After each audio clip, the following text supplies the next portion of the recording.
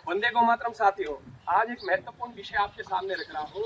ये जो गाय आपके सामने खड़ी है, ये आज बेचारगी का पर्याय हमारे समाज में बन चुकी है। बापड़ी है, अनाश्रित है। लेकिन इस गाय से आप देखें हम किस तरह के परिणाम ले सकते हैं।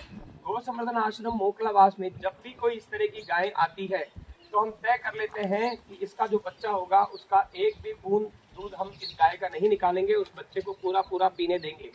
एक गाय के बच्चे को अगर उसकी माँ के साथ हर समय रखा जाता है, उसको दूध पिलाने दिया जाता है, वो जब उसको स्पर्श करती है, चाटती है, तो किस तरह के परिणाम होते हैं। वो उसे खाना खाना सिखाती है, पानी पीना सिखाती है, वो उसके शरीर का विकास करती है, उसकी जो आभा होती है वो भी उसको प्राप्त होती है, उसका स्नेह भी उसको प्राप्त होता है।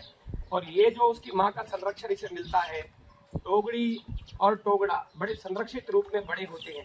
अभी आप देखें, मात्र 4 महीने की बछड़ी आपके सामने है। दूध सिर्फ 1.5 से 2 लीटर इस गाय का है, लेकिन उसके परिणाम आपको सामने दिख रहे हैं। आज जो गौशाला में गाय आ जाती है वो जीवन भर गौशालाओं में खड़ी रहती है। किसान की मान लीजिए बहुत अच्छी गाय है, उसके 2 थन खराब हो गए, 1 थन खराब हो गया, किसान जल्दी से उसको गौशाला में पहुंचाने का प्रयास करता है। गौशालाएं क्या कर सकती है कि इस तरह की गायें जब उनके यहाँ आती है जो भारी दूध वाली है लेकिन उनका 2 थन खराब हो चुके हैं, तो उनकी आने वाली संतानों को उनका पूरा पूरा दूध पिलाकर इस तरह के परिणाम सामने ले सकती है। एक और जो गायें 1 से 2 लीटर दूध दे रही है उनका दूध नहीं निकालना, मैं अक्सर गौशालाओं में सुनता हूँ कि वो कहते हैं कि साहब ये तो इतना ही दूध होता है कि बच्चे पी लेते हैं, लेकिन उनके परिणाम हमको गौशालाओं में नहीं दिखते। अगर गौशालाएं इस तरह से प्रयास करें, किसान इस तरह से प्रयास करें, तो इस तरह की बेचारी बापड़ी दिखने वाली सी जो गायें हैं, इनसे हम इस तरह की कामधेनु स्वरूपा गायें पुनः प्राप्त कर सकते हैं। आज जो कोई गाय है जो गौशाला में खड़ी है, 1-1.5 लीटर दूध दे रही है, उसकी बछड़ी भी 1-1.5 लीटर दूध दे रही है, उसकी बछड़ी भी दे रही है। पीढ़ी दर पीढ़ी ये जो गाय है ये गौशाला में खड़ी रहती है, इसके साथ साथ में इसकी 10-15 पीढ़ियां भी गौशाला में खड़ी रहती है, क्योंकि वो 1-1.5 लीटर दूध देती है।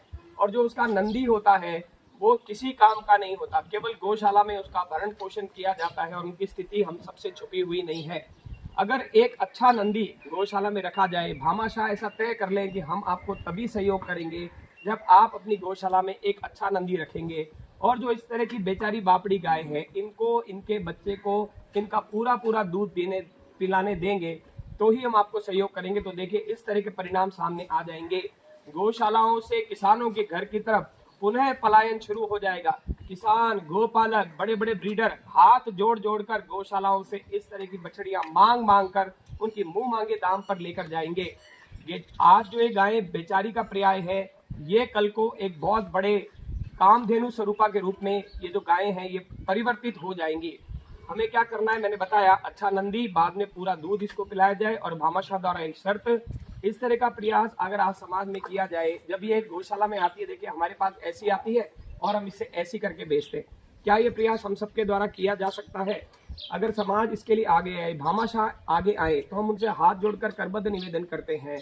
लोग हमसे पूछते हैं आप संवर्धन करके क्या करना चाहते हैं? तो देखिए हम संवर्धन करके ये करना चाहते हैं कि अब तक जो गायें गौशालाओं में खड़ी है, इनकी आगे आने वाली पीढ़ी एक भी पीढ़ी गौशाला में न खड़ी रहे। गौशालाएं गायों का घर नहीं है, किसान जो है, किसान का जो घर है वो ही गायों का घर है।